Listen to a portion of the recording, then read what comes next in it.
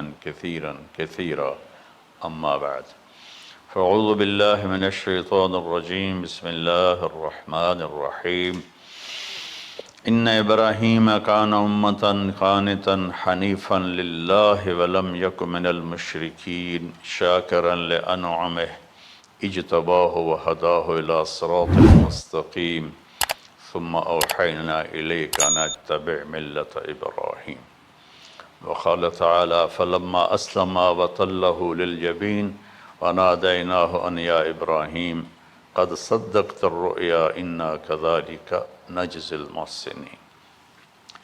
میرے محترم بھائیوں بہنوں، میرے عزیزوں، بچے بچیوں، پوری دنیا کے انسانوں، اللہ کرے میرا پیغام پوری دنیا میں پہنچے، مسلم بھی سنیں، نان مسلم بھی سنیں، کہ اچھی بات تو لینی چاہیے جہاں سے بھی ہو۔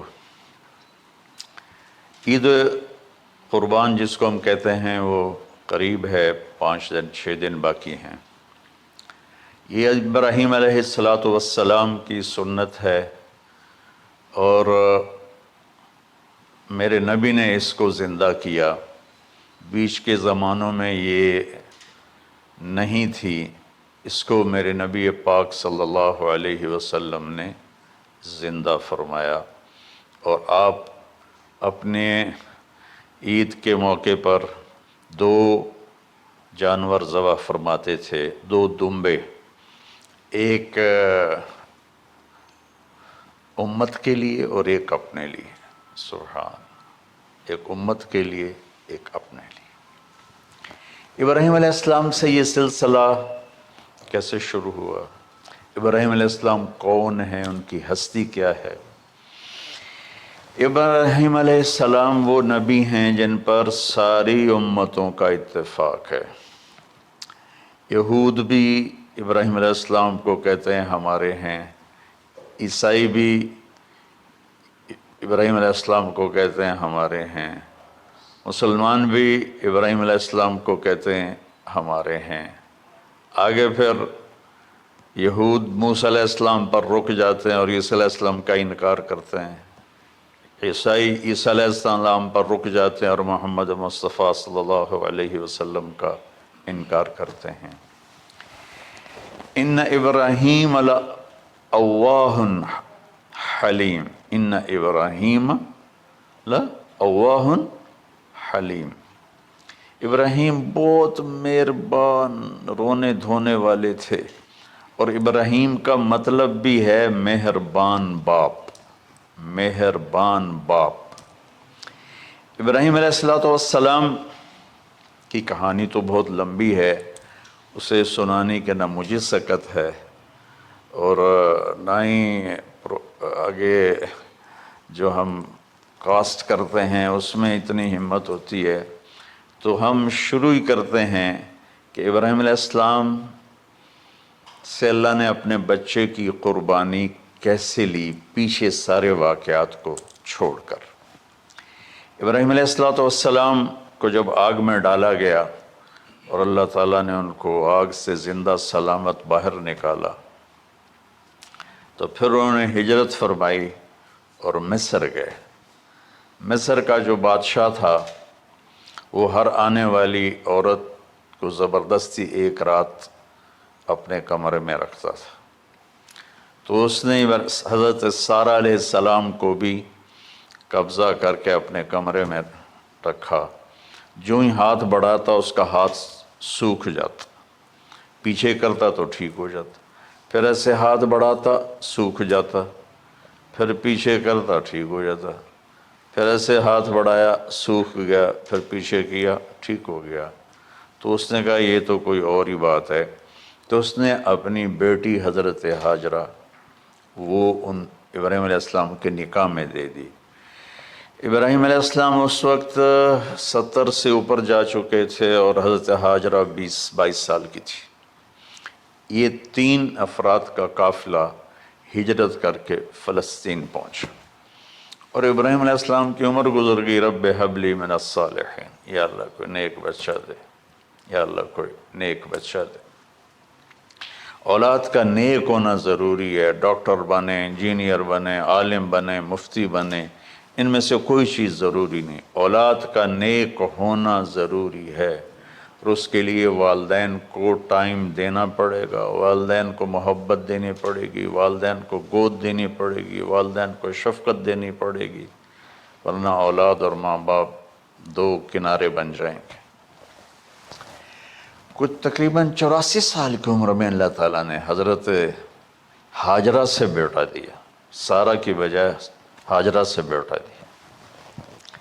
حضرت اللہ کی حکمت تھی، اللہ بھی یہی چاہ رہے تھے، تو حضرت سارہ کو بڑی تکلیف ہونے لگی، کہنے لگے کہ اس بچے کو مجھ سے دور کرو، اس بچے کو مجھ سے دور کرو، میں دیکھ نہیں سکتی۔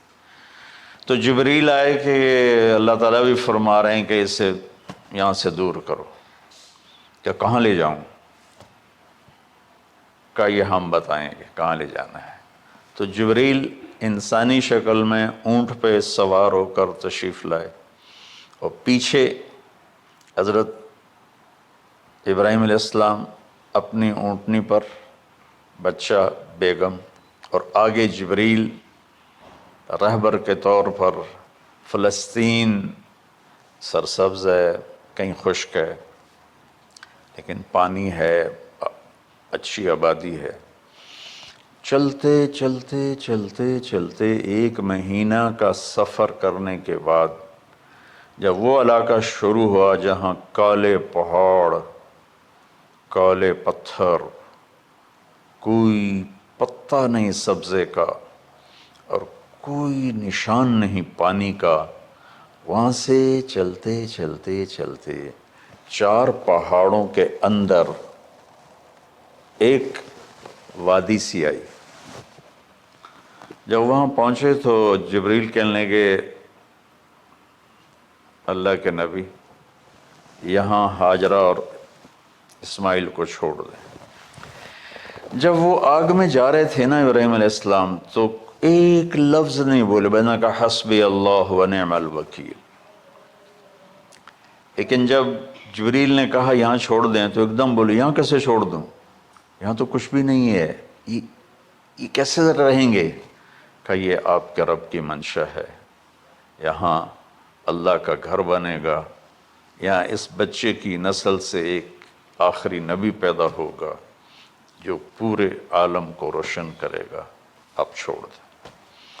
تو وہ وہاں 3 دن رہے، ان کے لیے ایک چھپر سا بنایا لکڑیاں کاٹ کے، یا 2 دن رہے یا 1 دن، یہ تو کوئی تحقیق کوئی نہیں ہے، لیکن ایک چھپر سا ان کو بنا کے دیا، ایسے یعنی اس ایک اوپر وہ لکڑیوں کی چھاؤں کر دی اور نیچے ایسے بانس سے گاڑ دیے اور چل پڑے۔ تو حضرت ہاجرہ فرمانے لگے آپ کہاں جا رہے ہیں؟ اتنا بڑا امتحان تھا کہ جواب نہیں دینا، بس چپ کر کے چلو۔ انہوں نے پھر پوچھا آپ مجھے چھوڑ کے کیوں جا رہے ہیں؟ آگے سے خاموشی۔ چلتے چلتے 3 میل تک وہ اس طرح چلی۔ جب وہ کدئی پہنچیں تو اس وقت ان کو خیال آیا یہ اللہ کے نبی ہیں، کہیں ان کو اللہ نے نہ کہا۔ تو ان کا اللہ امرک، کیا آپ کو اللہ نے کہا کہ مجھے چھوڑ دیں؟ کہنے لگے ہاں، یوں کیا۔ ایک دم ایک نئی ہاجرہ نے جنم لیا، کہ اذن، یوں گردن، اذن لن یضیعنا اللہ، جاؤ پھر میرا اللہ مجھے ضائع نہیں کرے گا۔ ابراہیم علیہ السلام بوجھل دل کے ساتھ پیدل چل رہے تھے، دونوں میاں بیوی اونٹنی پہ سوار ہوئے، اور وہ اپنے بچے کو گود میں لے کر ایسے کھڑی ان کو دیکھ رہے تھے۔ یہ کوئی مہینے کے لیے نہیں جا رہے تھے، پتہ نہیں ہے کب واپس آئیں۔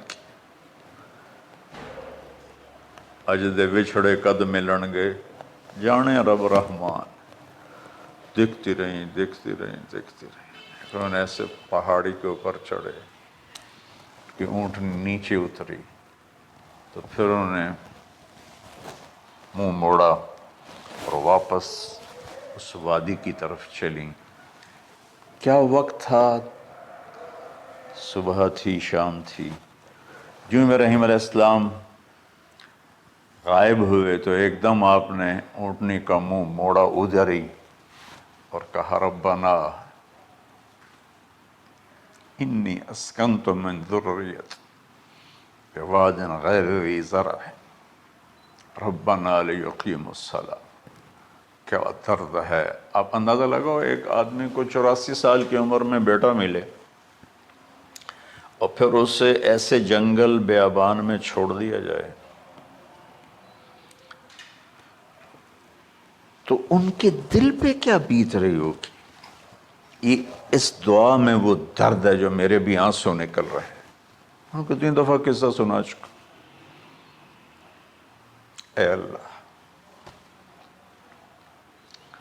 تیرے ہی کہنے پر، تو جو میرا رب ہے، یا اللہ نہیں کہا، اللہم نہیں کہا، ربنا، یا اللہ تو مہربان ہے، اس میں بھی کوئی تیری مہربانی ہوگی، تیری محبت ہوگی، تیری شفقت ہوگی۔ انی اسکنت من ذریت، میں نے چھوڑ دیا اپنی اولاد کو۔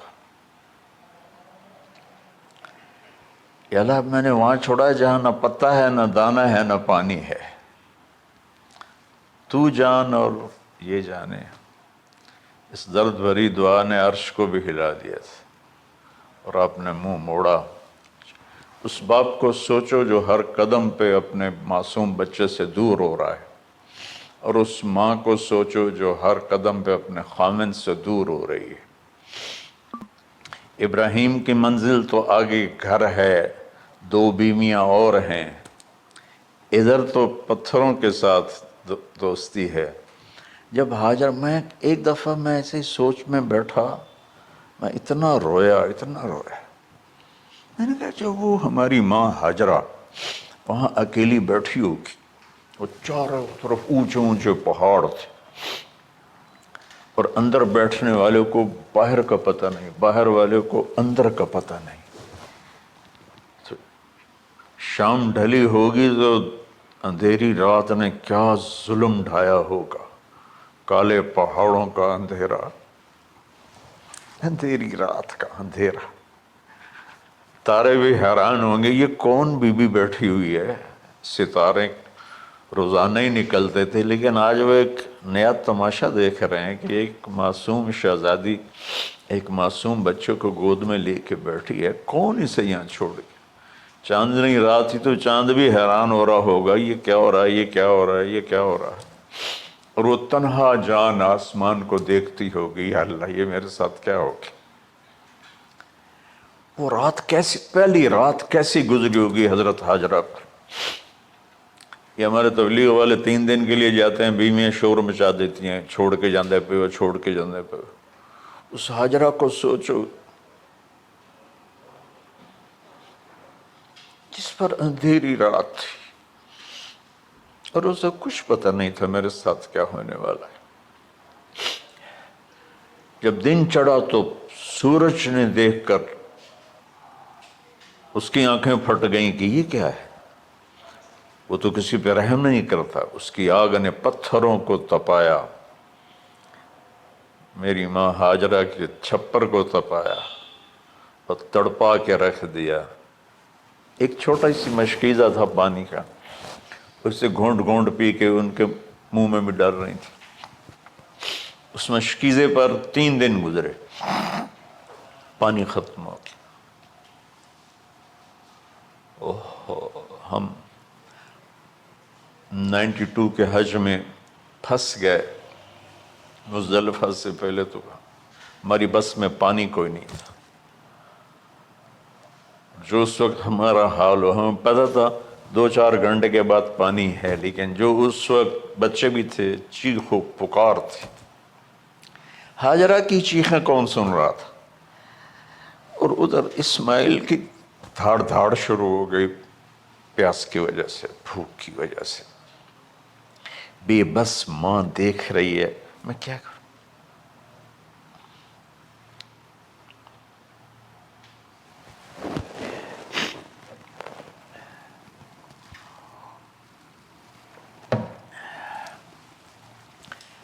میں قطر میں تھا جماعت میں، تو مجھے یہاں کندھے میں درد ہوا، میں ہاسپٹل گیا تو ایمرجنسی سے انہوں لے کر گئے. ایک بچہ تڑپ رہا تھا اس میں، جو ہاسپٹل کا بیڈ ہوتا ہے چھوٹا سا، اس کی ماں ٹیک لگا کر نا اس کو یوں دیکھ رہی تھی. مجھے نہیں پتا وہ کون ہے، مجھے نہیں پتا اس بچے کو کیا ہے، لیکن آپ یقین مانیں یہ جو میرے آنسو ہیں اس عورت کی وجہ سے، کہ جس خاموش ساز خاموش فریاد سے معمور ہیں ہم، نالہ اگر لب پہ آتا ہے تو مجبور ہیں ہم. جس طرح وہ ماں ساز خاموش تھی اور اس کے چہرے پر درد پکار رہا تھا، میں صرف ایسے گزرتے گزرتے اس کو دیکھا اور میں آج رو رہا ہوں 15 سال کا قصہ یاد کر کے. تو ہاجرہ کے چہرے کو کون پڑھنے والا تھا؟ کون سی ایمرجنسی وارڈ میں بیٹھی تھی؟ کون اس کے لیے کہہ رہا تھا میں پانی لاتا ہوں، کھانا لاتا ہوں؟ موت تھی دونوں ماں بیٹی کی. تو یہ بے قراری میں صفا مروہ کی دوڑ لگائی، انہیں پتا تھا کچھ نہیں ہے.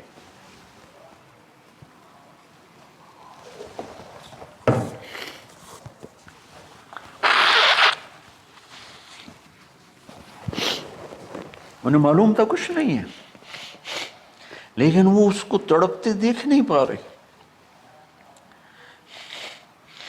وہ بھاگیں، صفا پہ چڑھی، ادھر دیکھ ادھر دیکھ، ابھا دیکھاں لمحہ دیکھاں،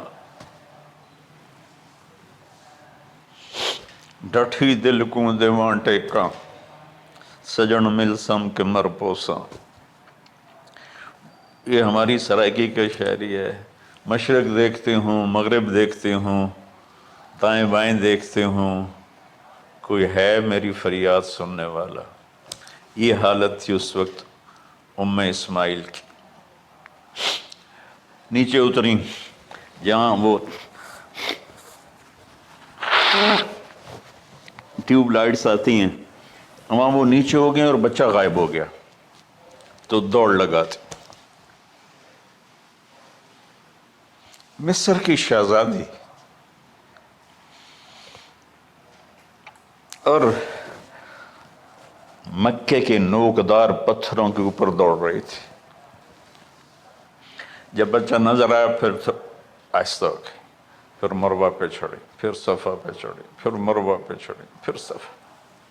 مجھے لگتا ہے صفا مروہ بھی رو رہے ہوں گے اس وقت، اور مکے کے پہاڑ بھی رو رہے ہوں گے،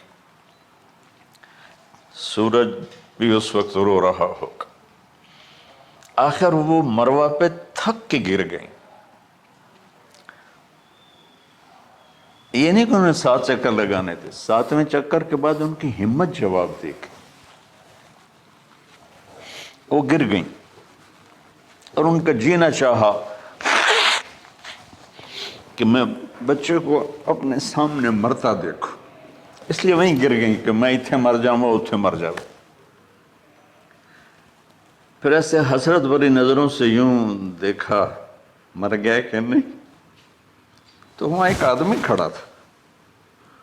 پھر مردہ جسم میں پھر جان آ گئی. پھر انہوں نے اپنے آپ کو اٹھایا اور دوڑ لگائی. پہنچی تو آدمی غائب تھا اور ایڑیوں سے پانی نکل رہا تھا. اتنے چکر کیوں لگوائے، پہلے ہی نکال دیتا.